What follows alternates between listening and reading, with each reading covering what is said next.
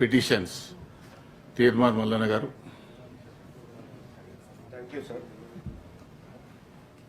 Thank you sir. ముఖ్యంగా Gulf కార్మికులకు సంబంధించినటువంటి అంశం సార్. లక్షలాది మంది కార్మికులు ఇటు నిజామాబాదు, కరీంనగరు, ఆదిలాబాదు, జగిత్యాల, కోరుట్ల నుంచి గల్ఫ్ ప్రాంతంలో కార్మికులుగా పనిచేస్తూ ఉన్నారు సార్. ఉపాధి కోసం అక్కడికి వలసపోయినటువంటి వాళ్ళు ఉన్నారు సార్. సో అక్కడ గల్ఫ్ కార్మికులు చేస్తున్నటువంటి క్రమంలో 2024-25 ఈ కాలంలో దాదాపు 1600 మంది గల్ఫ్ కార్మికులు చనిపోయినట్టుగా రికార్డులు చెప్తా ఉన్నాయి సార్.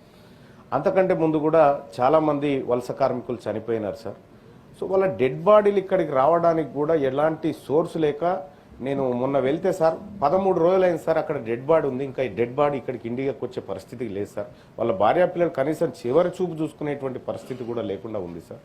గల్ఫ్ కార్మికులకు సంబంధించినటువంటి సార్ అక్కడ పనిచేసి వాళ్ళు అంతో ఇంతో డబ్బు పంపిస్తే ఆ డబ్బును మనము మన కరెన్సీలోకి మార్చేటువంటి క్రమంలో 18% సర్వీస్ ట్యాక్స్ వసూలు చేస్తూ ఉన్నాం సార్. కేంద్ర ప్రభుత్వం, రాష్ట్ర ప్రభుత్వం కలిసి వాళ్ళు 9 రూపాయలు, వీళ్ళు 9% చొప్పున వసూలు చేస్తూ ఉన్నారు సార్.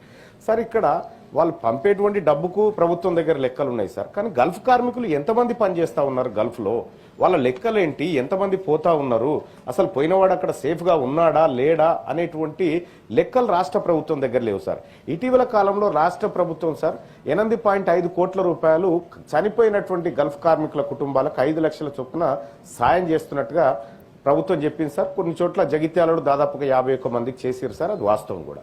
కానీ సార్ ఇక్కడ గల్ఫ్ కార్మికుడు అక్కడ భద్రతతో బతకడానికి రాష్ట్ర ప్రభుత్వం తీసుకుంటున్నటువంటి చర్యలు ఏంటి అనేది కొంత ప్రభుత్వం తెలియజేయాలి సార్. ఎందుకంటే ఇక్కడ వాళ్ళు పంపే డబ్బుకు లెక్క ఉన్నప్పుడు అక్కడ వాళ్ళు పనిచేస్తున్న ప్రాణానికి కూడా ఒక లెక్క ఉండాలి సార్. అలాగే గల్ఫ్ కార్మికుల పిల్లలు సార్ అక్కడ పోయి పనిచేసేటువంటి వాళ్ళు ఎవరైతే ఉన్నారో వాళ్ళ భార్యా పిల్లల కోసం, పోషించడం కోసం, విద్య కోసం చేస్తారు సార్. సార్ గల్ఫ్ కార్మికుల పిల్లల కోసం ప్రత్యేక రెసిడెన్షియల్ స్కూళ్లు పెట్టాల్సినటువంటి అవసరం ఉంది సార్. ప్రత్యేక రెసిడెన్షియల్ స్కూల్ నిజామాబాద్లో, కరీంనగర్, కోరుట్ల పెడితే వాళ్ళకి రెసిడెన్షియల్ స్కూల్ పెట్టడం వల్ల కొద్దిగా ఆర్థిక భారం తగ్గుతుంది సార్. ఎందుకంటే భర్త దూరంగా ఉంటాడు, పిల్లలు భారంగా ఉంటారు కాబట్టి అదొకటి సార్. ఇంకో రెండో విషయం ఏంటంటే సార్ ప్రవాసీ ఆరోగ్యశ్రీ పథకాన్ని తెలంగాణ రాష్ట్ర ప్రభుత్వం ప్రవేశపెట్టాలి సార్. గల్ఫ్ దేశాల్లో ఉన్నటువంటి గల్ఫ్ కార్మికులు ఎవరైతే ఉన్నారో వాళ్ళతోటి ప్రైవేట్ హాస్పిటల్స్తో టైఅప్ అయి రాష్ట్ర ప్రభుత్వం అక్కడ ఉన్నటువంటి మన కార్మికులకు ఏమైనా ఇబ్బంది జరిగితే అక్కడ ప్రైవేటు హాస్పిటల్తో అక్కడికి పోతే ఫ్రీ ట్రీట్మెంట్ జరిగే విధంగా ప్రభుత్వం చర్యలు తీసుకోవాలి సార్. అలాగే గల్ఫ్ కార్మికులను ఇంకా మోసం చేస్తూనే ఉన్నారు సార్ ఏజెంట్లు. ఆ ఏజెంట్ల మోసాలను కూడా అరికట్టాల్సినటువంటి అవసరం ఉంది సార్. గల్ఫ్ కార్మికులు గత కొంతకాలం నుంచి కోరుతున్నటువంటి కేరళ తరహా పాలసీ ఏదైతే ఉందో అక్కడ ఏమైనా వివాదాల్లో చిక్కుకుంటే ఆ వివాదాలను పరిష్కరించడం కోసం అధ్యక్ష సో ప్రభుత్వం చొరవ తీసుకోవాల్సినటువంటి అవసరం ఉంది అధ్యక్ష. అక్కడ కేంద్ర ప్రభుత్వం కేవలం 2023-24లో గల్ఫ్లో వివిధ వివాదాల్లో చిక్కుకున్నటువంటి కార్మికులను, భారతదేశ కార్మికులను కాపాడడానికి 3 లక్షలు ఖర్చు పెట్టింది సార్ కేంద్ర ప్రభుత్వం. 3 లక్షలు సార్. అది ఒక కేసుకు కూడా సరిపోదు. కానీ వాళ్ళ దగ్గర నుంచి తీసుకుంది చాలా పెద్ద మొత్తంలో తీసుకున్నారు సార్. సో అక్కడ విదేశీ కరెన్సీని మనకి ఇక్కడ పంపి కొంత విదేశీ ద్రవ్యాన్ని డెవలప్ చేస్తున్నటువంటి కార్మికుల పట్ల రాష్ట్ర ప్రభుత్వానికి కొంత కన్సర్న్ ఉండాల్సినటువంటి అవసరం ఉంది సార్. నేను మొన్న వెళ్ళినప్పుడు సార్ ఈ సభ దృష్టికి తీసుకురామని చాలా మంది చెప్పినారు సార్. మేము అనేక సమస్యలు ఎదుర్కొంటా ఉన్నాం. ప్రభుత్వం ఈ ఎన్ఆర్ఐ పాలసీ విషయంలో కేవలం కమిటీ వేసింది కానీ దాంట్లో ఎట్టి పరిస్థితుల్లో మంచి జరుగుతున్నట్టు అనిపించట్లేదు.